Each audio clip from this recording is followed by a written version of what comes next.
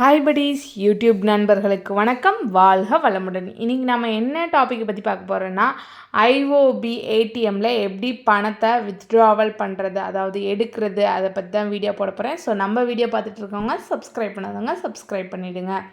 First ஏடிஎம்க்கு போய் கார்டை insert பண்ணுங்கள். இன்சர்ட் பண்ணோன்னா கொஞ்ச நேரம் வெயிட் பண்ணுங்கள். அதுக்கப்புறம் இது மாதிரி தான் வரும், செலக்ட் லாங்குவேஜ்னு. ஸோ இங்கிலீஷுங்கிறத செலக்ட் பண்ணிக்கோங்க.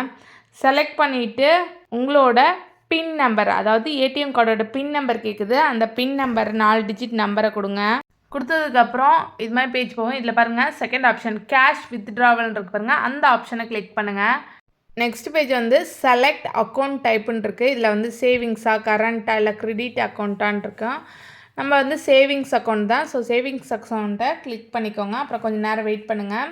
இப்போ வந்து ப்ளீஸ் என்டர் அமௌண்ட்டுன்ட்டு வருது பாருங்கள். நீங்கள் எவ்வளோ வேணுமோ அந்த அமௌண்ட்டை வந்து கிளிக் பண்ணிக்கோங்க. ஸோ 500 நான் கொடுத்துக்கிறேன். கொடுத்துட்டு கரெக்டுங்கிற கீழே இருக்குது பாருங்கள், அந்த ஆப்ஷனை வந்து கிளிக் பண்ணுங்கள். கிளிக் பண்ணதுக்கப்புறம் நெக்ஸ்ட் பேஜ் இது மாதிரி தான் போகும்.